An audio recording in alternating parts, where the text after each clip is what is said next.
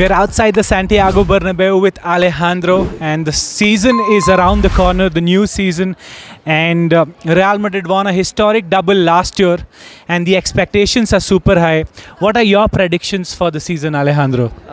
Okay, taking into account the last 2 years with Kylian Mbappe and with also the new Brazilian player, Endrick, I think we can expect the 7 titles. 7 titles. Yeah, because we already have a very nice team, and with those new players, I think we can expect the 7, and we have also a very big squad, so we can fight for everything.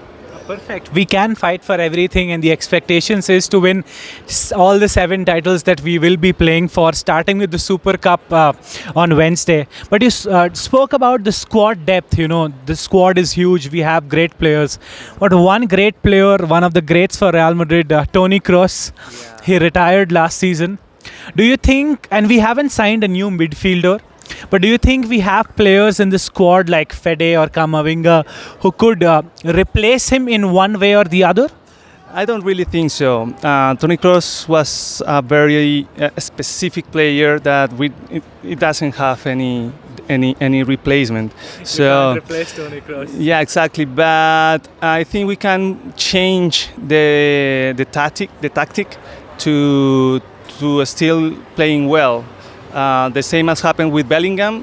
We didn't have a 9 the last year, and Bellingham Stepped up. So I think it is not a problem, but I'm sure that there is not a specific replacement for him. Okay, definitely not a specific replacement, and we have to change the system, which I think there will be a change in tactics, there will be a change in like formation. But you, as a fan of Real Madrid, what would your preferred starting 11 be for the next season? Okay, with the team that we already have, because we are still expecting someone like the Canadian player, Alphonso Davies. Davies, exactly. There are rumors of Alphonso Davies, Laporte. Sure. So, without him, I think, of course, Courtois, Rudiger, Militao, Carvajal, Mendy. In the middle, well, it's hard. Yeah, it's hard.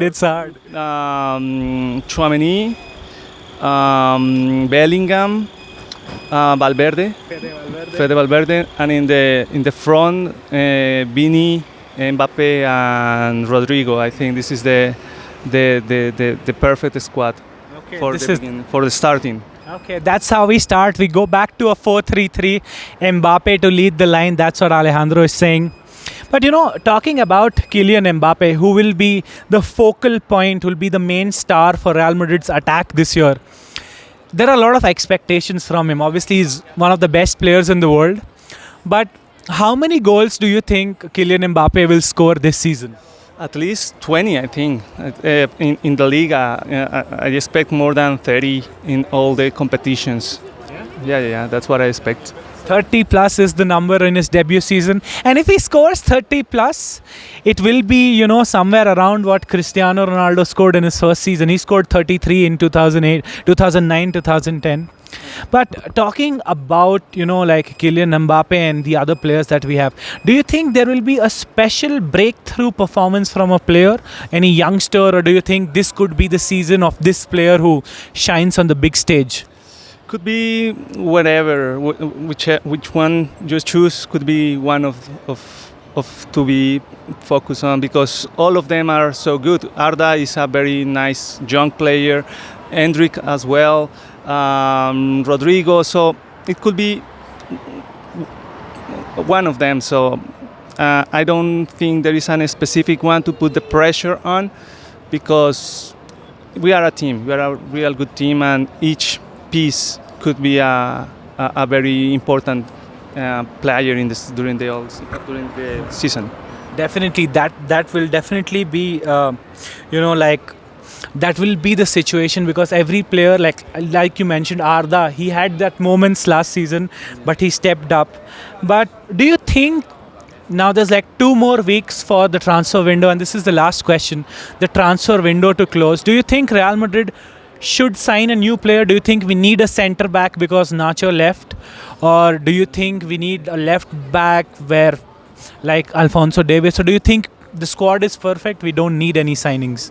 I think we will need another centre back because, as you said, Nacho left, and we always has the risk for injuries. So it is good to have another one to have at least 4 in the back.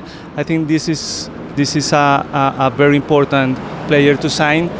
And Davis could be a really nice player also, but we have this position covered.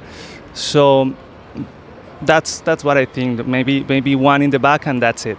Okay, definitely. One centre back at the back who could play as an optional player is what Alejandro is suggesting.